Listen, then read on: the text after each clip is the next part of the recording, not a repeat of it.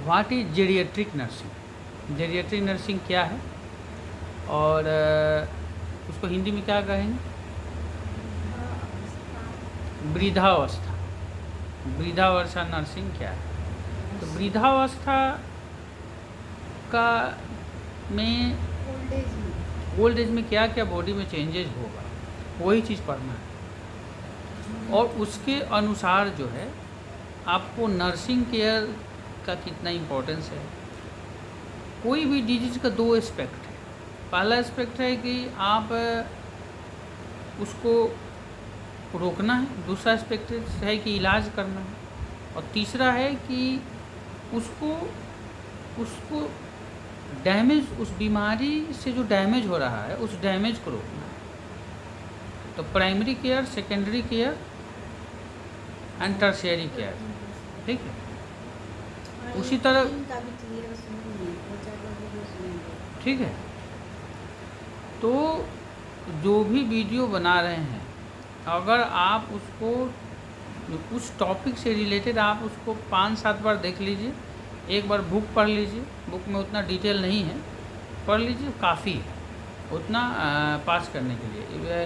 वो जीएनएम हो, एएनएम हो, बीएससी नर्सिंग हो, even in MBBS and higher classes also, this more than sufficient. क्योंकि क्वेश्चन पढ़ने का तो कोई लिमिट है नहीं। क्वेश्चन जो है आप ये होना चाहिए कि क्वेश्चन अगर आपके एग्ज़ाम में आ रहा है तो आपको लिखने आना चाहिए, ठीक है, ये चीज़ है। तो टॉपिक क्या है? Geriatric nursing and care. Geriatric आजकल एक नया इमर्जिंग ब्रांच है, वृद्धावस्था। अब आजकल जेरिएट्रिक मेडिसिन करके एक कोर्स भी आया है, जो एमबीबीएस के बाद उसमें एमडी किया जाता है, उसको बोलते हैं एमडी इन जेरिएट्रिक मेडिसिन।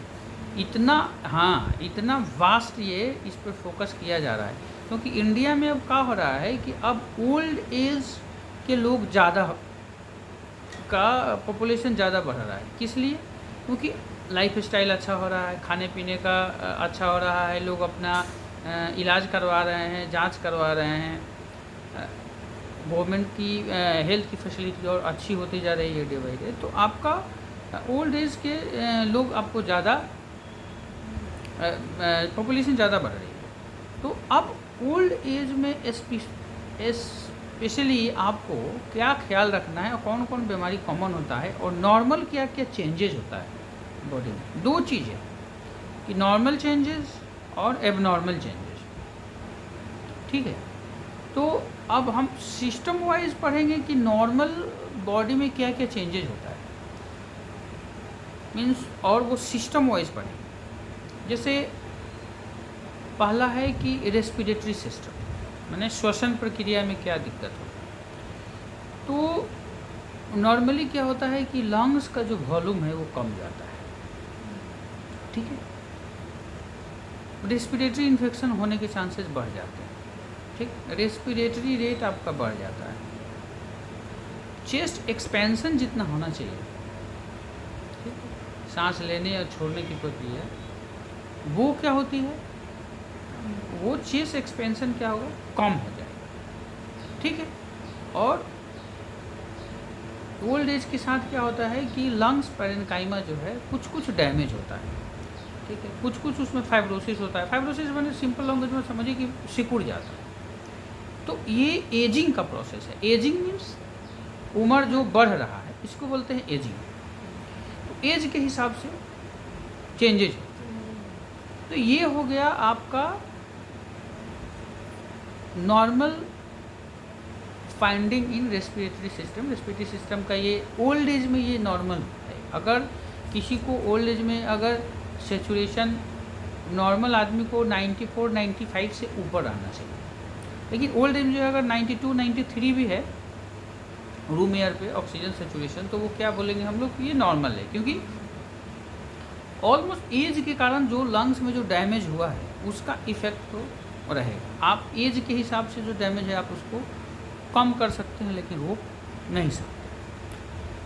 पहला चीज़ है, अगर किसी को पहले से दमा है या पहले से सीओपीडी है, ठीक, क्रोनिक ऑब्स्ट्रक्टिव रेस्पिरेटरी डिसऑर्डर, ठीक है। तो अब लंबे समय से, तो उसमें क्या होगा कि उसमें लंग्स डैमेज क्या होगा, ज़्यादा होगा।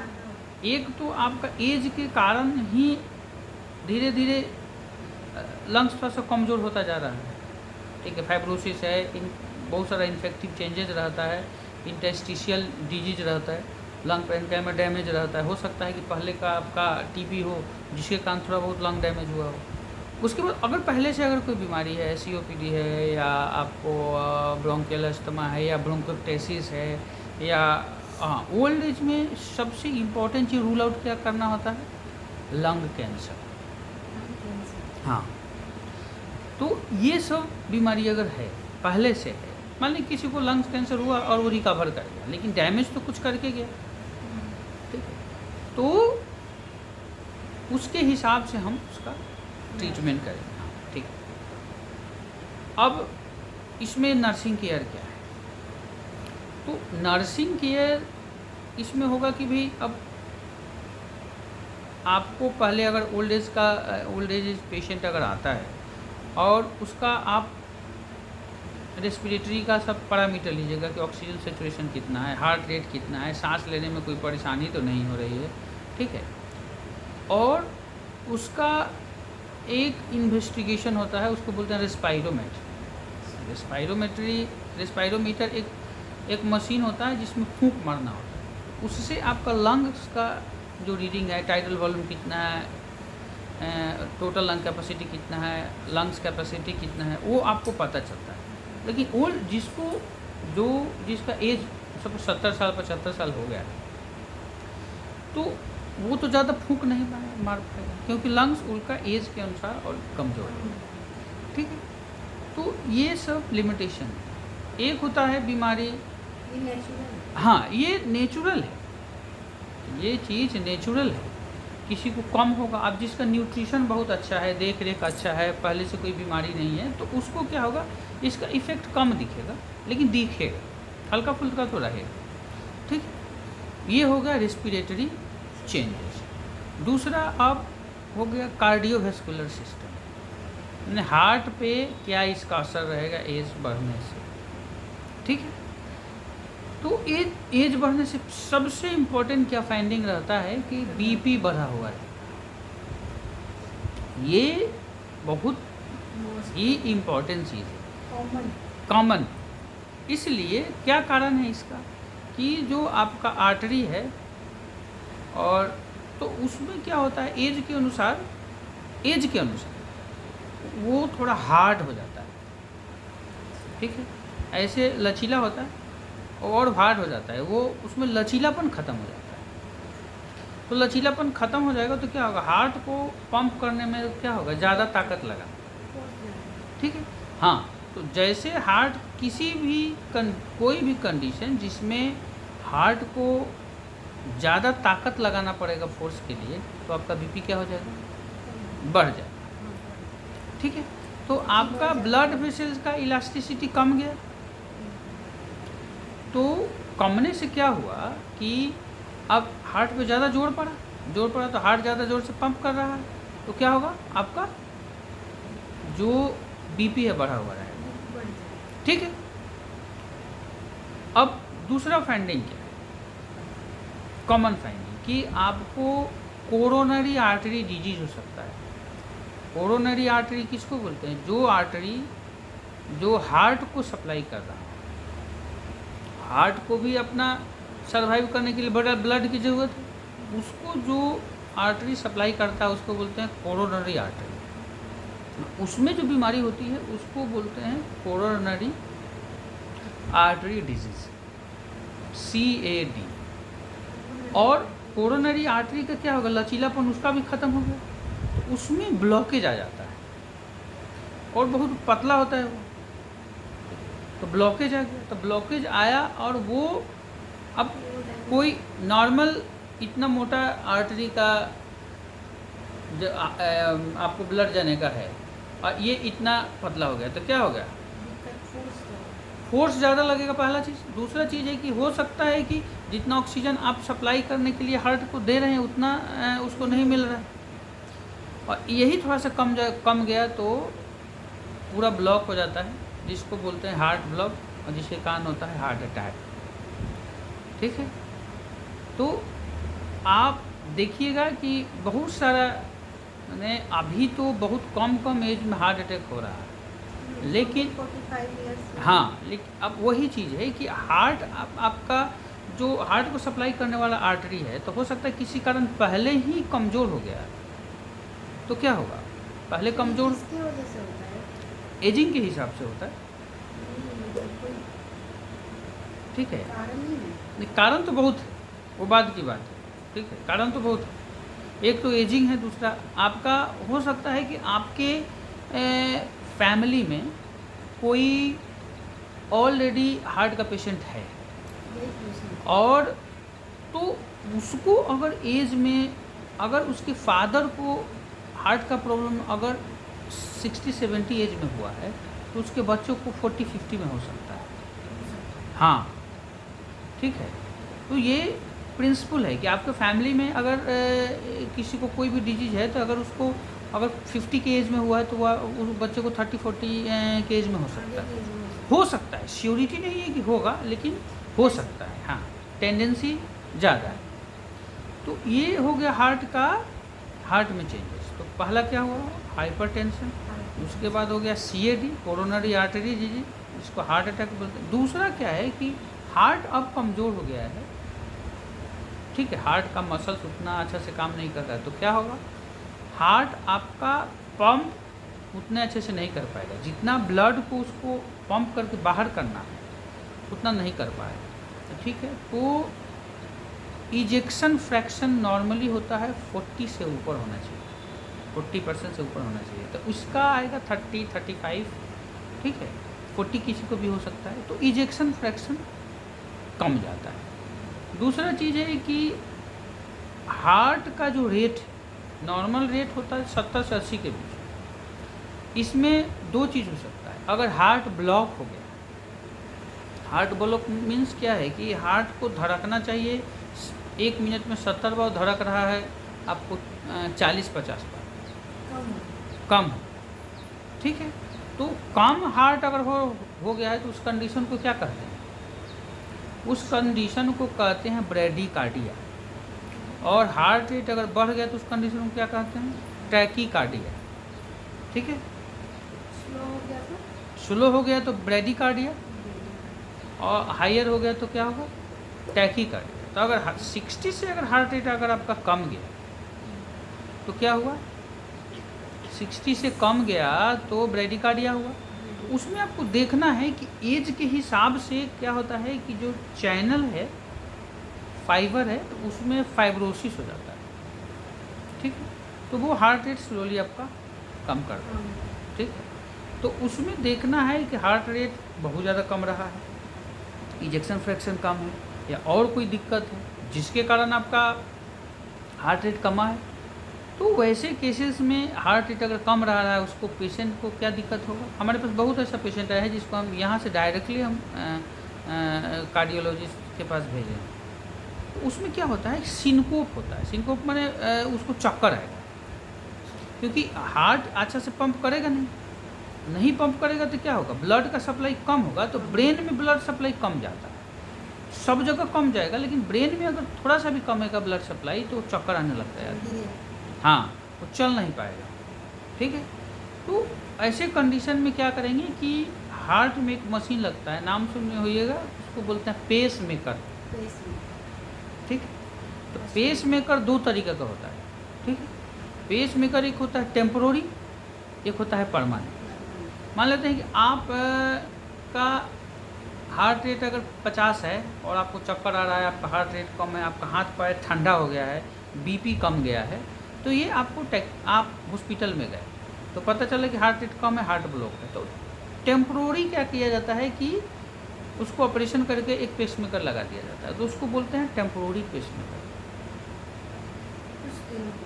हाँ, अगर टेम्पोररी पेसमेकर लगाने से आपका हार्ट रेट बढ़ गया, ठीक है, और नॉर्मल हो गया, तो उसको निकाल के छोड़ दिया जाता है कि ठीक है, आप ऑब्जर्वेशन में रहिए, फिर से होगा तो देखा जाएगा। लेकिन इतना हार्ट में अगर हार्ट ब्लॉक 3 तरीका का होता है।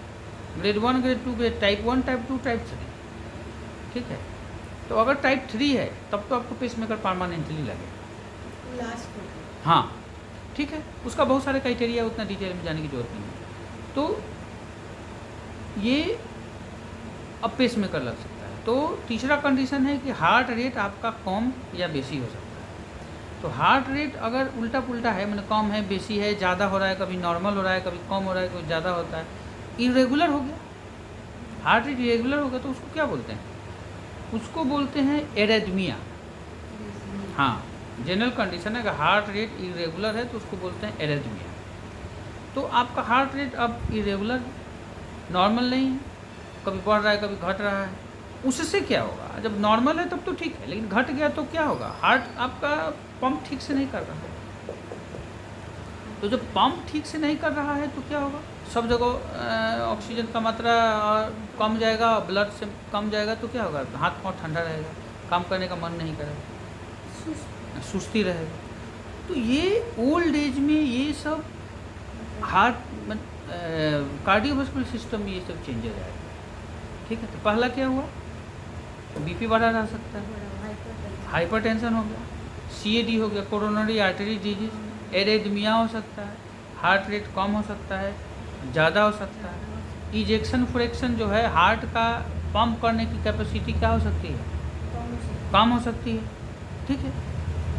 और क्या होगा कि हार्ट का जो मसल्स है, हार्ट का जो मसल्स है वो टाइम से क्या होगा? कमज़ोर होगा, ठीक है। तो कभी कभी किसी किसी बीमारी के कारण वो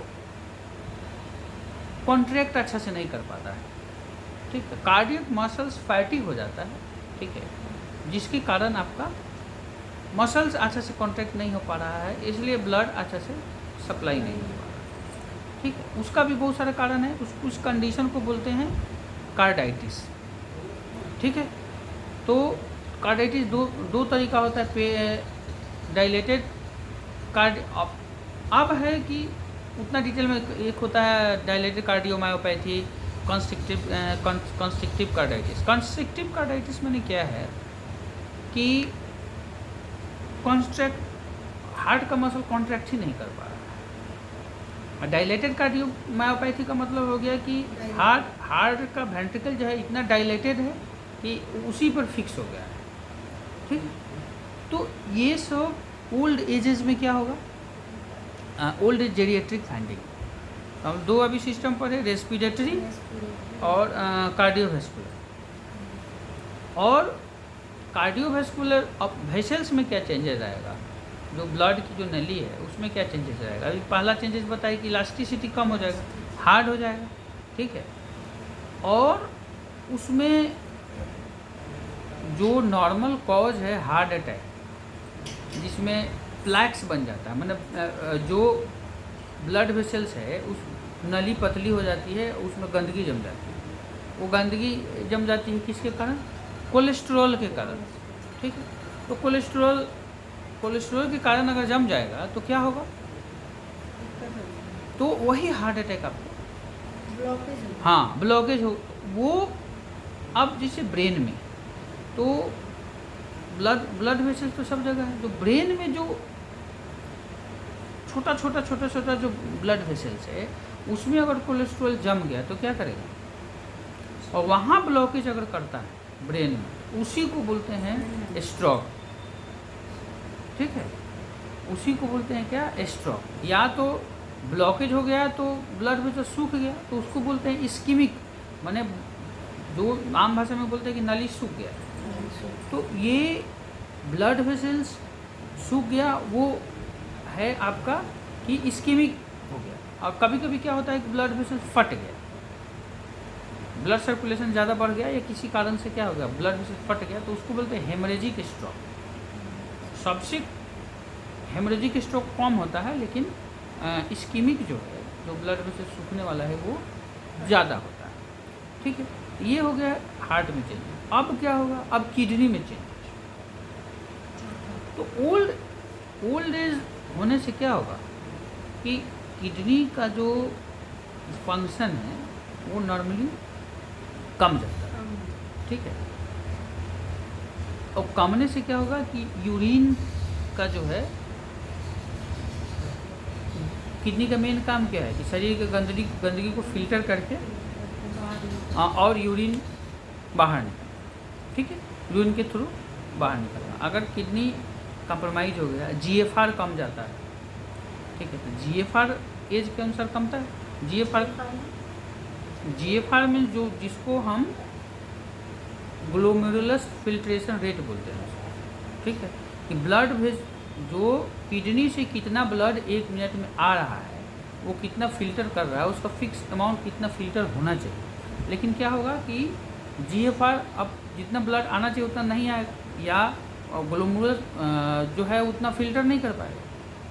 उससे क्या होगा, किडनी धीरे धीरे धीरे धीरे कमज़ोर हो जाएगी। उससे क्या होता है कि क्रिएटिनिन बढ़ जाता है, ठीक है। तो ओल्ड एज में अगर क्रिएटिनिन नॉर्मली क्या है 1.34 से नीचे होना चाहिए, लेकिन ओल्ड एज में क्या होता है कि 1.92 भी रहता है। 70 ईयर्स ओल्ड लोगों को अगर 1.92 अगर है, 1.5 1.6 है, तो उस चीज़ को एजिंग में रखा जा सकता है कि ये चीज़ नॉर्मल है, ठीक है। अब दूसरा चीज़ क्या होगा कि सबसे इम्पॉर्टेंट जो चीज़ है वो है मस्कुलोस्केलेटन डिसऑर्डर। मस्कुलोस्केलेटन में क्या हुआ, मसल्स, हाँ, मसल्स और स्केलेटन में हड्डी। अब ओल्ड एज में घुटनों का आपका ज़्यादा प्रॉब्लम होता है, जॉइंट का प्रॉब्लम, मस्कुलोस्केलेटन, ठीक है। तो इसमें ऑस्टियोआर्थराइटिस आता है, रोमेटोइड आर्थराइटिस आता है, ऑस्टियोपोरोसिस आता है। ऑस्टियोपोरोसिस फीमेल्स में बहुत ज़्यादा होता है बिकॉज ऑफ हार्मोन डिसबैलेंस, ठीक है। तो उसमें क्या होता है कि कोई थोड़ा सा भी स्लीप करेगा ओल्ड आदमी तो उसका हड्डी का फ्रैक्चर हो जाता है। इसका कारण क्या है कि हड्डी ऑलरेडी एज के अनुसार कमज़ोर है, ठीक है। कैल्शियम का रोल है, लेकिन कैल्शियम का उतना रोल नहीं है। वो फीमेल में स्पेशली कि हार्मोन्स का रोल है, तो जिसके कारण स्पेशली जो आपका रीढ़ की हड्डी है वो आपकी कमज़ोर है। तो जब आप थोड़ा सा भी आपको अगर दिक्कत हो, थोड़ा सा भी अगर कमर पे अगर प्रेशर पे पड़ेगा तो वो क्या होगा, फ्रैक्चर होगा। तो दूसरा चीज़ ऑस्टियोपोरोसिस में क्या होगा कि हड्डी का क्षय हो जाना, उसको ऑस्टियोपोरोसिस बोलते हैं, ठीक है। ऑस्टियो आर्थराइटिस क्या है, घुटने में अगर दर्द है 50 के बाद, घुटने का जो 2 गैप कम गया और घिस रहा है, और आपका उसमें साइनोवियल फ्लूइड बोलते हैं, जो दोनों हड्डी के बीच के गैप में जो फ्लूइड रहता है, ठीक है, जो हड्डी को सटने नहीं देता है, तो उस फ्लूइड को बोलते हैं साइनोवियल फ्लूइड। तो एज के अनुसार क्या होगा, नहीं, आप एक्सरे देखिए घुटना का, तो घुटना का एक्सरे देखिएगा तो ऊपर में एक हड्डी और नीचे में 2 हड्डी, और दोनों को जोड़ता है, उसको बोलते हैं लिगामेंट, और दोनों के बीच में स्पेस रहता है। तो उस स्पेस में क्या रहता है, साइनोवियल फ्लूइड रहता है। तो एज के अनुसार क्या होता है कि जो लिगामेंट भी कमज़ोर हो जाता है जो दोनों को जोड़ता है, ठीक है। लिगामेंट कमज़ोर हुआ, उसके कारण पेन हो सकता है। थोड़ा सा भी अगर इधर उधर मुड़ गए तो लिगामेंट टियर हो सकता है। हाँ, एज के अनुसार क्या होता है कि दोनों इस हड्डी के बीच का दूरी अगर इतना है तो क्या होगा, इतना हो जाएगा, एकदम कम सट जाएगा, और सटेगा तो क्या होगा, पेन होगा। और यंग एज में क्या है कि दोनों में गैप है या दोनों के बीच में पानी की तरह की लिक्विड पदार्थ है, तो दोनों तैरेगा तो आपको फ्रिक्शन ही नहीं है तो पेन नहीं है। सिंपल लॉजिक है एकदम, ठीक है। तो ये किस में ज़्यादा होता है। अब आप ऑलरेडी अगर ओल्ड एज हैं और आपका वेट अगर ज़्यादा है तो ये आपका वेट को वियर करेगा, ये भी वेट को वियर करेगा, ठीक है। और लिगामेंट ऑलरेडी कमज़ोर है तो आपके गैप को वो ज़्यादा कम करेगा। तो इसमें क्या है कि वेट अगर ज़्यादा है तो गैप कम जाएगा। दूसरा है कि डायबिटीज़ है या कोई ऐसा दवा ले रहे हैं, ठीक है, या हैबिट पहले से आपका है कि आप कम चल रहे हैं। कम चलने से क्या होता है कि आपका जो घुटना यूज थ्रू नहीं है उस चीज़ के लिए, ठीक है, तो और डिजेनरेशन हो गया तो वो डैमेज करके वो ऑस्टियोआर्थराइटिस करेगा, ठीक है। तो ये मस्कुलोस्केलेटल सिस्टम है। तो इसमें क्या ऑस्टियोआर्थराइटिस, ऑस्टियोपोरोसिस, ऑस्टियोमलेशिया वो बच्चों में होता है, ओल्ड एज में कम होता है। दूसरा चीज़ है एक बीमारी, हाँ एक बीमारी होती है जिसको बोलते हैं मल्टीपल मायलोमा। वो हालांकि हिमेटोलॉजिकल डिसऑर्डर है, लेकिन उसमें क्या होता है कि जो उसमें भी हड्डी टूटने लगता है, कमज़ोर हो जाता है। एक और चीज़ है, अब सब में कॉमन क्या है, मैलिग्नेंसी माने कैंसर।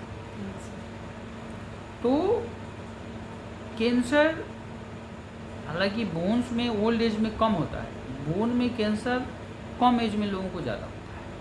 बोन में कैंसर आपको बिलो 30 ज़्यादा होता है, बिलो 40 एज ज़्यादा होता है। लेकिन ओल्ड एज में एक बीमारी है कैंसर, मल्टीपल मायलोमा जिसको बोलते हैं। ये ब्लड का डिसऑर्डर है जो हड्डी को डैमेज करता है, हड्डी को खा जाता है, जिसके कारण कमज़ोर हो जाता है, ठीक है। ये हो गया। अब किडनी वाले एक्सक्रीटरी सिस्टम में एक और चीज़ है जो बहुत ही कॉमन है, उसको बोलते हैं प्रोस्टेट का बढ़ जाना। प्रोस्टेट है जो पेशाब की नली है, उसको दोनों साइड से ऐसे बंधा हुआ रहता है और बीच में ये नली है, इससे पेशाब जा रहा है। तो ये प्रोस्टेट है। अगर इस साइज का है तब तो ठीक, अगर इस साइज का हो गया, इतना बड़ा हो गया, तो क्या होगा, नली को क्या होगा और पतला कर देगा। तो पतला करने से क्या होगा कि पेशाब का जो स्ट्रीम है, जो पेशाब जितने फोर्स से आना चाहिए वो फोर्स क्या हो जाएगा, कम जाएगा, ठीक है। उस फोर्स से पेशाब आएगा नहीं, ठीक है। तो क्या होगा कि पेशाब अब ज़्यादा आएगा नहीं और जल्दी आएगा, क्योंकि पेशाब उतना ही बन रहा है लेकिन पेशाब उतना निकल नहीं रहा है, तो स्टोर रहेगा ज़्यादा यूरिनरी ब्लैडर, तो प्रेशर करेगा, थोड़ा देर में आएगा। तो उसको बोलते हैं प्रोस्टेटोमेगाली, उसको बोलते हैं BPH, हाँ बेनाइन BHP, ठीक है, BH benign hyperplasia of prostate, ठीक है। प्रोस्टेट का बढ़ जाना, तो उसके लिए एक दवा है, ठीक है, दवा देते हैं हम लोग, तो प्रोस्टेट का साइज को कम करता है, ठीक है।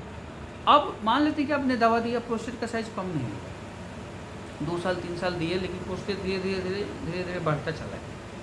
अब वो क्या करेगा कि नली को टोटल ब्लॉक कर देगा, तो पेशाब आएगा नहीं, तो मरीज जाके बोलेगा कि पेशाब हमारा हो ही नहीं रहा है। तो उसको बोलते हैं यूरिनरी रिटेंशन, माने पेशाब का नहीं होना, ठीक है। तो जब पेशाब नहीं होगा तो हम लोग कैथेटर करके पेशाब निकालेंगे। अब ये टाइम है कि प्रोस्टेट इतना बढ़ गया है कि पेशाब धोने में दिक्कत कर रहा है, तो उसको हम लोग ऑपरेशन के थ्रू उसको क्लियर करते हैं। ये हो गया प्रोस्टेटोमेगाली का ट्रीटमेंट, जिसमें अगर प्रोस्टेट बढ़ा है, अगर आप उसके लिए दवा दे रहे हैं, उसके बावजूद भी अगर ठीक नहीं हो रहा है, बार बार पेशाब में इन्फेक्शन हो रहा है, पेशाब अब रुकने लगा है, तो अब टाइम आ गया है कि आप प्रोस्टेट को निकालिए, ठीक है। तो ये हो गया आपका किडनी वाले सिस्टम में क्या क्या ये होता है। अब ब्लड डिसऑर्डर, जैसे ब्लड में ओल्ड एज में क्या क्या दिक्कत है, तो ब्लड में क्या है कि एनीमिया होता है। एनीमिया माने हीमोग्लोबिन के कम जाना, उसके कंडीशन को बोलते हैं एनीमिया। हीमोग्लोबिन कम जाएगा। दूसरा चीज़ है कि आपको ब्लड से रिलेटेड कैंसर होने की संभावना ज़्यादा है, ठीक है। जैसे CML होता है, AML होता है, ठीक है। बीमारी का नाम है ब्लड का कैंसर जिसको बोलते हैं, तो ओल्ड एज में होता है। अभी एक बताया ब्लड का डिसऑर्डर मल्टीपल मायलोमा, ठीक है, वो होता है। रिफ्रैक्टरी एनीमिया होता है, ठीक है, माने आप आयरन दे रहे हैं उसके बाद भी एनीमिया हो रहा है, ठीक है, ब्लड आपका बढ़ नहीं रहा है। तो ये सब हेमाटोलॉजिकल डिसऑर्डर। पेट की क्या क्या बीमारी हो सकती है ओल्ड एज में? गैस्ट्रिक ठीक है, तो गैस्ट्राइटिस का प्रॉब्लम हो सकता है। ठीक है, हाँ, तो गैस्ट्राइटिस हो सकता है, कॉन्स्टिपेशन हो सकता है, इरेगुलर बॉवेल हो सकता है, इरिटेबल बॉवेल सिंड्रोम होता है। ठीक है, जो एक अब एक और इंडिया में बहुत कॉमन बीमारी है जिसको बोलते हैं पाइल्स, हीमोरॉइड्स। ठीक है, तो हीमोरॉइड्स का मेन कारण क्या है? पाइल्स का आपको मेन कारण है कि कॉन्स्टिपेशन। आपको अगर कॉन्स्टिपेशन साल 2 साल रह गया तो पाइल्स होना एकदम लाजमी है। ठीक है, तो अगर पाइल्स हो गया, आपका इलाज नहीं हो रहा है, तो क्या होगा? उसके थ्रू ब्लड बाहर आता है, तो ब्लड बाहर आके बह जाएगा, फिर आपको हीमोग्लोबिन कम जाएगा। तो जब तक आप एनीमिया, हाँ, जब तक आप हीमोराइड्स का, पाइल्स का इलाज नहीं करेंगे, आपका बार बार क्या होगा? ब्लड कम जाएगा। ठीक है, तो ये हो गया आपका जो जीआई सिस्टम, यानी गैस्ट्रोइंटेस्टाइनल सिस्टम में क्या क्या चेंज होगा। दूसरा है कि बार बार गैस्ट्राइटिस होता है, हार्ट बर्न हो सकता है, क्योंकि जो एज के अनुसार गैस्ट्रिक बाउल का जो मूवमेंट है वो कम हो जाता है। गैस्ट्रिक बाउल का मूवमेंट कम होगा तो क्या होगा? कॉन्स्टिपेशन। ठीक है, तो और बार बार पेट खराब, जैसे गैस्ट्राइटिस होगा, गैस्ट्रोइंटेराइटिस होगा, पेट में इन्फेक्शन होने का, बार बार इन्फेक्शन होने का चांस होता है। चौथा सिस्टम जो है, पांचवा सिस्टम कि न्यूरोलॉजिकल सिस्टम, ब्रेन में क्या क्या दिक्कत होती है। तो ब्रेन में अगर किसी का एज 70-75 अगर बढ़ गया तो उसको पैरालिसिस होने की संभावना बढ़ जाती है, बशर्ते कि उसको डायबिटीज़, उसको ब्लड प्रेशर, उसको कोलेस्ट्रॉल, उसका हैबिट्स अगर ख़राब है, जैसे कोई नशा करना है, सिगरेट पीना है, तो ऐसा चीज़ जो ब्लड वेसल्स को आपको डैमेज करेगा, उसमें आपको स्ट्रोक होने की संभावना क्या हो जाती है? बढ़ जाती है। हाँ, दूसरा चीज़ है कि एज के अनुसार लोग क्या करते हैं कि चीज़ों को भूलने लगते हैं। ठीक है, हाँ, उसको बोलते हैं डिमेंशिया। तो डिमेंशिया एजिंग के अनुसार डिमेंशिया है। तो आप अगर 80 के बाद अगर भूल रहे हैं तो एजिंग के अनुसार है, लेकिन 50 के बाद भूलने लगे तो उसके भूलने लगे और बहुत फास्ट वो सिम्टम ग्रो कर रहा है कि आप आज मरीज को कुछ और देख रहे हैं, कल मरीज को कुछ और देख रहे हैं। ठीक है, तो चेंजिंग और बात को समझने की कैपेसिटी भी कम हो गई। तो ये सब बीमारी को बोलते हैं एल्जाइमर्स डिजीज। ठीक है, तो एक तो हो गया डिमेंशिया, एक हो गया एल्जाइमर्स डिजीज। एक ओल्ड एज में ये भी होता है, डिप्रेशन होता है, अकेला आदमी रह रहा है।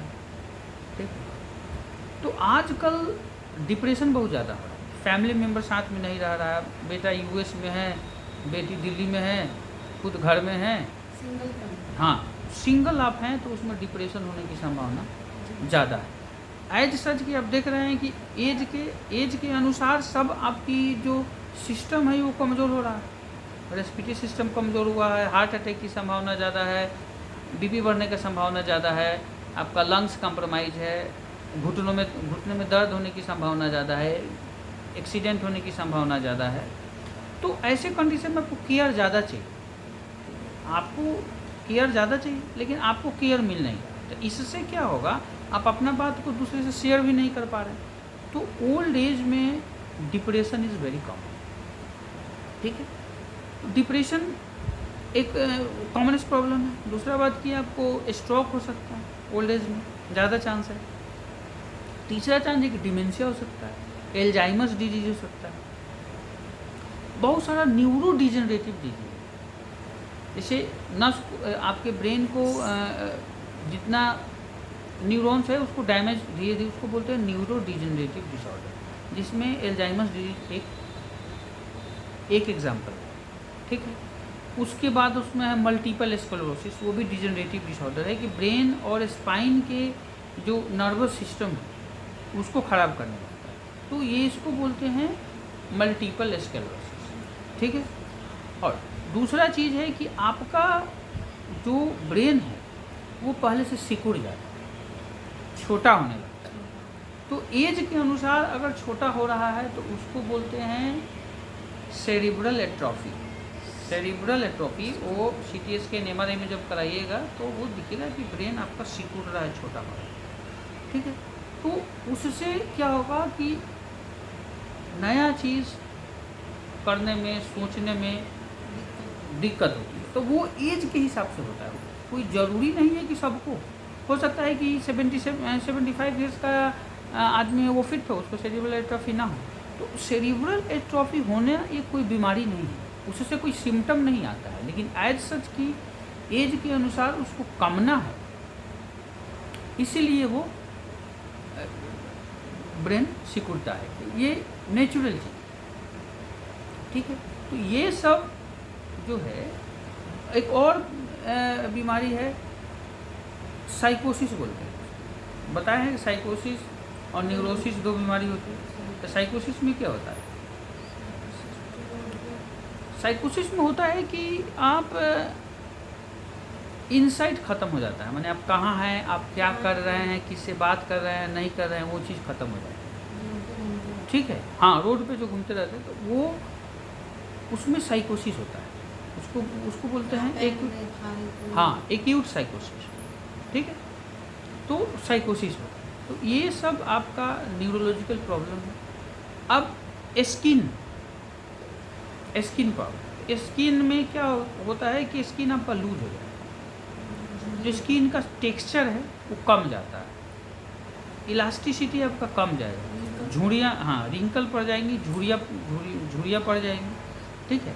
तो ये अगर किसी को 70 ईयर्स एज में हो रहा है तो that is not unnatural, natural चीज़ है, ये हर किसी को होता है। लेकिन जो प्रोफेशनल लोग हैं, जैसे एक्टर्स हैं, तो उनको क्या है कि उसी का रोटी खाना है उन्हें, अपने स्किन का, अपने उनके हेल्थ का, अपने उसके ब्यूटी का, तो वो लोग उस चीज़ के लिए केयर लेते हैं। बट दैट इज़ नेचुरल, हर किसी को होना है एक एज के बाद, ठीक है।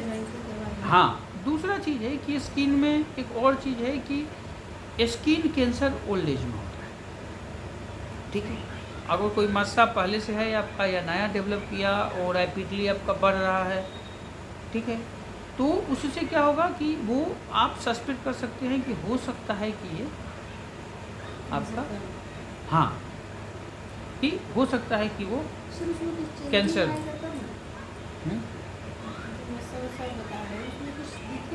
हाँ, दिखता है। स्किन कैंसर एक ऐसा है कि वो आपको दिखेगा। अब क्या आइज में क्या क्या चेंजेज आएगा, आँख, कान, नाक, ENT में क्या क्या चेंजेज आएगा। तो कान में चेंजेज आएगा कि आपका हियरिंग कम जाएगा, ठीक है। तो कॉकलिया धीरे धीरे काम करना लगता है, जो एक नर्व है वो धीरे धीरे सूखने लगता है, तो आप हार्ड हियरिंग आपका हो जाएगा, न्यूरोसेंसरी लॉस हो जाएगा। इसीलिए देखते होगा कि बहुत सारा ओल्ड एज के लोग कान में हियरिंग ऐड लगाते हैं, ठीक है। तो ये बहुत कॉमन चीज़ है कि आप, हो सकता है कि एक एज के बाद आप, हाँ, कम सुने, ठीक है।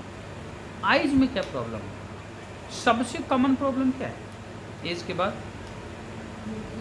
मोतियाबिंद, वेरी गुड। तो ये एजिंग का ही एक हाँ, एजिंग का ही ये एक बहुत क्लासिकल एग्जांपल है। किसी को मोतियाबिंद हो रहा है, किसी को कैटरेक्ट हो रहा है, लेकिन अब किसी को 40 साल या 35 साल में अगर किसी को कैटरेक्ट हो रहा है तो ये एजिंग नहीं है, इसको बोलते हैं पैथोलॉजिकल कैटरेक्ट, ठीक है। हो सकता है कोई बीमारी के कारण हो रहा हो, अब बहुत कम एज में भी कैटरेक्ट हो रहा है, ठीक। लेकिन अगर 60 के बाद अगर कैटरेक्ट हो रहा है तो ये हो जाएगा आपका एजिंग के कारण कैटरेक्ट, ठीक है।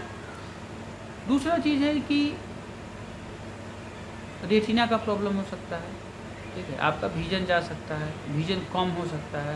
पहले से अगर मायोपिया है तो पावर बढ़ जाएगा, चश्मे का पावर बढ़ सकता है। उसके बाद ग्लूकोमा हो सकता है, ट्रोमेटिक आई हो सकता है, माने आई से रिलेटेड बहुत सारे प्रॉब्लम्स आई से रिलेटेड हो सकते हैं, ठीक है। तो ये सब जो टोटल जो अभी आपको सिस्टम वाइज हमने बताया कि ये सब आपका एजिंग से रिलेटेड ये सब टोटल शरीर का जो हर एक अंग है वो एजिंग के अनुसार वो इफेक्ट होता है, बाल से लेकर के और ईच एंड एवरी ऑर्गन, ठीक है। हाँ, अब एक और सिस्टम इम्पोर्टेंट है, उसको बोलते हैं स्पाइन का नहीं नहीं, हड्डी आ गया स्पाइन, ठीक है, बताया ऑस्टियोपोरोसिस होता है हड्डी में। एक अब आ गया इंडोक्राइनोलॉजी। इंडोक्राइनोलॉजी मैंने हो गया आपका ग्रंथि से रिलेटेड जो है इश्यूज क्या क्या होता है। तो इसमें आपका आएगा सबसे इम्पोर्टेंट डायबिटीज़, ठीक है। तो डायबिटीज़ अगर दो तरीके का होता है, एक प्राइमरी, ठीक है, और एक सेकेंडरी, ठीक है। ये तो पुराना क्लासिफिकेशन ना है, टाइप 1 और टाइप 2, ठीक है। तो टाइप 1 में बोला जाता है कि इंसुलिन की कमी से हो रहा है, टाइप 2 पे बोला जाता है कि इंसुलिन के रेजिस्टेंस से हो रहा है, ठीक है। तो ओल्ड एज में क्या क्या होगा कि आपका पहले से डायबिटीज़ है लेकिन उसका असर आपको दिखेगा ओल्ड एज में। और डायबिटीज़ एक ऐसी बीमारी है कि हर एक सिस्टम को आपको इफेक्ट करती है, ठीक है। वो उसका असर आपको आइज़ पे दिखेगा, उसका किडनी पे दिखेगा, उसका हार्ट पे दिखेगा, उसका हर एक सिस्टम पे असर दिखेगा, ठीक है। दूसरा चीज़ है कि जो मेल हो या फीमेल हो, जो हार्मोन्स है उसके इच्छा को भी मैंने डिस्टर्ब करता है। जैसे स्लीप कम होगा ओल्ड एज में, ऐसे भी स्लीप क्या है, नींद क्या है, कम जाता है, ठीक है।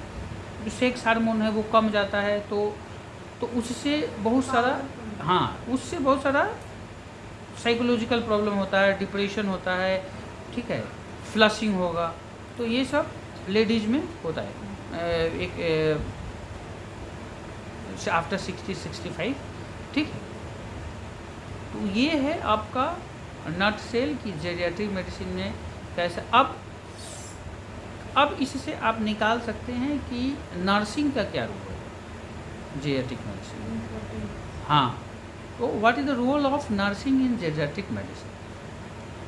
रोल ऑफ नर्सिंग यही है कि आप देख रहे हैं कि टोटल बॉडी का जो सिस्टम है वो बहुत कमज़ोर हो जाता है एक पीरियड आने के बाद आफ्टर 60। तो एज ए होल नर्सिंग का क्या काम है कि क्या क्या ऑर्गन ज़्यादा अफेक्टेड है, कौन कौन सा सिस्टम ज़्यादा अफेक्टेड है।